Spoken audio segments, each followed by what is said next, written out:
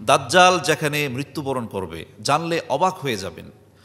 নবী করিম সাল্লাল্লাহু আলাইহি ওয়াসাল্লাম বলেছেন যে আদম আলাইহিসসালাম থেকে নিয়ে আমার পূর্ববর্তী নবী পর্যন্ত এমন কোনো নবী নাই যিনি তার উম্মতকে দাজ্জাল সম্পর্কে সতর্ক করেন নাই।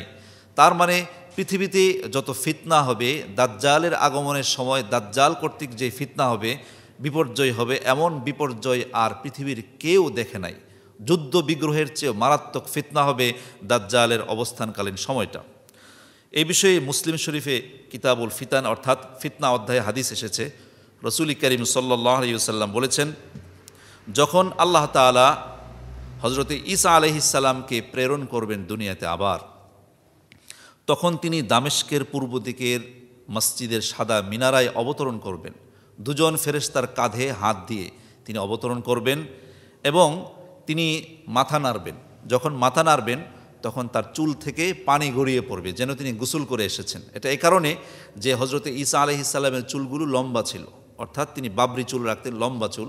এই চুল যখন এরকম মাথা ঝাঁকি দিবেন তখন তার মাথা থেকে চুলের গোড়া বেয়ে, চুলের আগা বেয়ে বেয়ে পানি টপকে পড়তে থাকবে। তারপরে হযরতে ঈসা আলাইহিস সালামের যে চাদর, গায়ের যে চাদর, এটা মুতির নেই, অর্থাৎ জলজল জলজল করতে থাকবে হীরার মতো। এমনকি তিনি যখন কোনো নিঃশ্বাস ফেলবেন, এরকম নিঃশ্বাস, প্রতি নিঃশ্বাসের সাথে সাথে কাফের মারা যাবে। অর্থাৎ যেই কাফেরের গায়ে হযরত ঈসা আলাইহিস সালামের নিঃশ্বাস লাগবে, ওই ইহুদি হোক নাসারা হোক, যে কাফের আছে অর্থাৎ মুসলমান নয়, ইসলামকে অস্বীকারী, এমন প্রত্যেক কাফের তার নিঃশ্বাসের কারণে মারা যাবে। আর হযরত ঈসা আলাইহিস সালামের নিঃশ্বাসটা হচ্ছে এত দীর্ঘ যে তার দৃষ্টিসীমা পর্যন্ত তার নিঃশ্বাস গিয়ে পৌঁছবে। অর্থাৎ একটা মানুষ স্বাভাবিকভাবে কোনো দিকে দৃষ্টিপাত করলে তার দৃষ্টি যত দূর পৌঁছে যায়, এই পর্যন্ত হযরত ঈসা আলাইহিস সালামের নিঃশ্বাস পৌঁছবে এবং তার নিঃশ্বাস যেই কাফেরের গায়ে লাগবে সেই মারা যাবে। তারপরে আকাশ থেকে আগমনের পরে ঈসা আলাইহিস সালাম দাজ্জালকে খুঁজতে থাকবেন। শেষ পর্যন্ত বহু ঘটনার পরে, হতাহত হওয়ার পরে একটা সময় হযরত ঈসা আলাইহিস সালাম দাজ্জালকে পাবেন সেই ইসরায়েলের লুদ নামক স্থানে। সেখানে বর্তমানে বিমানবন্দর রয়েছে, ইসরায়েলের একটা বিমানবন্দর, লুদ নামক স্থানে একটা বিমানবন্দর রয়েছে। ওইখানে দাজ্জালকে পাওয়া যাবে এবং শেষ পর্যন্ত সেখানেই ঈসা আলাইহিস সালাম দাজ্জালকে হত্যা করবেন। তাহলে পৃথিবীর যত মানুষ তখন থাকবে কেউই দাজ্জালকে মারতে পারবে না। তার ক্ষমতা, তার পাওয়ার আল্লাহ তাআলা এত বেশি দিবেন যে কারণে কোনো মানুষ, কোনো শক্তি, কোনো ক্ষেপণাস্ত্র, কোনো অগ্নেয়াস্ত্র অথবা কোনো মিসাইল কিছুই দাজ্জালকে শেষ করতে পারবে না। কোনো অস্ত্র, কোনো দোয়া কিছুই তাকে ঘায়েল করতে পারবে না। একমাত্র ঈসা আলাইহিস সালামের আগমনের মাধ্যমেই দাজ্জালের পতনের শুরু এবং ঈসা আলাইহিস সালাম নিজ হাতে তাকে হত্যা করবেন। হযরত আবু দারদা রাদিয়াল্লাহু আনহু বলেন, রাসূলুল্লাহ সাল্লাল্লাহু আলাইহি ওয়াসাল্লাম বলেছেন, দাজ্জালের সাথে লড়াই করার জন্য মুসলমানেরা দামেস্কের নিকটবর্তী গাউতা নামক স্থানে তাঁবু স্থাপন করবে। তার দামেস্কে সিরিয়ার নগরীর মধ্যে উত্তম নগরী। আর বলা হচ্ছে, হযরত আবু দারদা রাদিয়াল্লাহু আনহু বলেন যে রাসূল সাল্লাল্লাহু আলাইহি ওয়াসাল্লাম ইরশাদ করেছেন, দাজ্জালের সাথে লড়াই করার জন্যে মুসলমানেরা দামেস্কের নিকটবর্তী গাউতা নামক স্থানে তাঁবু স্থাপন করবে। অর্থাৎ সিরিয়ার রাজধানী দামেস্কের সেই গাউতা নামক স্থানে তাঁবু স্থাপন করবে। তার দামেস্ক সিরিয়া নগরীর মধ্যে অন্যতম নগরী। অর্থাৎ দাজ্জালকে হত্যা করার জন্যে যে সমস্ত মুসলমানেরা, ইসলামিক বাহিনী একত্রিত হবে, তাদের কেন্দ্রবিন্দু হবে দামেস্ক। আর দামেস্ক হচ্ছে ইসলামী রাষ্ট্রের রাজধানীগুলোর মধ্যে অন্যতম। হযরতে ইমাম মালিক রাহিমাহুল্লাহ তিনি ইরশাদ করেছেন, হযরতে আনাস ইবনে মালিক রাদিয়াল্লাহু আনহু বর্ণনা করেছেন, তিনি বলেন রাসূলুল্লাহ সাল্লাল্লাহু আলাইহি ওয়াসাল্লাম বলেছেন, মক্কা এবং মদিনা ছাড়া এমন কোনো শহর নেই যেখানে দাজ্জাল প্রবেশ করবে না। ফেরেশতাগণ মক্কা এবং মদিনার রাস্তাগুলোতে কাতার বন্দী হয়ে দাঁড়িয়ে থাকবে এবং উভয় শহর ফেরেশতারা হেফাজত করবে। এমনকি দাজ্জাল মদিনার নিকট পৌঁছলে মদিনায় 3 বার ভূমিকম্প হবে। এতে মদিনার মুনাফিক এবং কাফেররা সেখান থেকে বের হয়ে দাজ্জালের নিকট চলে যাবে। অর্থাৎ দাজ্জাল যখন আসবে এমন কোনো শহর, এমন কোনো সিটি নেই যেখানে সে প্রবেশ করবে না এবং তাণ্ডব ঘটাবে না। সব জায়গায়, এমনকি সে মক্কাতে প্রবেশ করতে চাইবে, মদিনাতেও প্রবেশ করতে চাইবে, কিন্তু এই 2 শহরে প্রবেশ করতে পারবে না, যে আল্লাহ তাআলা সেখানে ফেরেশতা নিয়োজিত করে দিবেন। সেখান থেকে অর্থাৎ দাজ্জাল সেখানে আক্রমণ করতে পারবে না। আর দাজ্জাল যখন মদিনাতে যেতে চাইবে, মক্কাতে যেতে চাইবে, তখন সেখানে 3 বার ভূমিকম্প হবে। ফলে মক্কা এবং মদিনায় অবস্থানরত তৎকালীন যারা থাকবে মুনাফিক এবং কাফের, ইহুদি নাসারা অথবা দুর্বল মুমিন, তারা বেরিয়ে যাবে সেখান থেকে ভয়ে।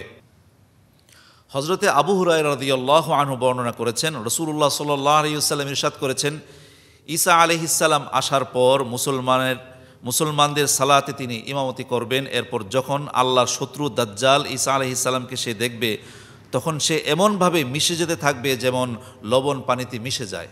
অর্থাৎ লবণের মধ্যে পানি দিলে যেমনভাবে মিশে যায়, অনুরূপভাবে ঈসা আলাইহিস সালামের উপস্থিতি দেখে দাজ্জাল এমনভাবে সে চুপসে যেতে থাকবে, মিশে যেতে থাকবে। ঈসা আলাইহিস সালাম যদি তাকে ছেড়েও দেন, তবু সে মৃত্যুবরণ করবে। কিন্তু আল্লাহ তাআলা ঈসা আলাইহিস সালামের হাতে তাকে হত্যা করাবেন এবং ঈসা আলাইহিস সালাম স্বীয় তীর দিয়ে দাজ্জালের রক্ত জনগণকে দেখাবেন। অর্থাৎ ঈসা আলাইহিস সালামের উপস্থিতি একমাত্র দাজ্জালের মৃত্যুর কারণ।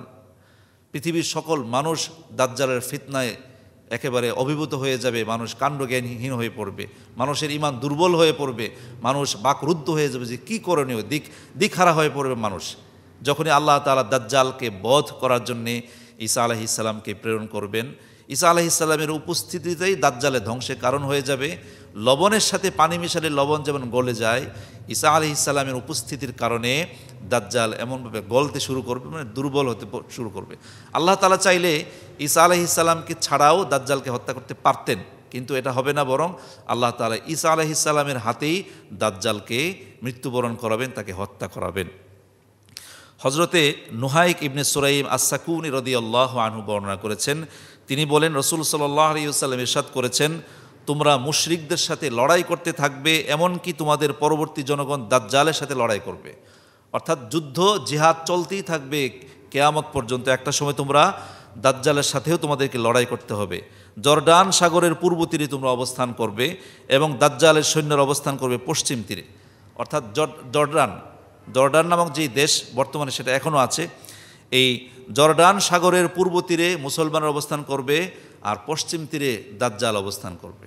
অর্থাৎ কিয়ামতের পূর্বে যখন দাজ্জাল আসবে, তার কেন্দ্রবিন্দুটা হবে মধ্যপ্রাচ্যকে ঘিরে, বিশেষ করে সিরিয়া, ইস্পাহান অর্থাৎ ইরান, তারপর হচ্ছে ফিলিস্তিন, ইরাক, এই সমস্ত আশপাশে মধ্যপ্রাচ্যের দেশগুলোতে তার যে তাণ্ডব লীলা এটা চলতে থাকবে বেশি।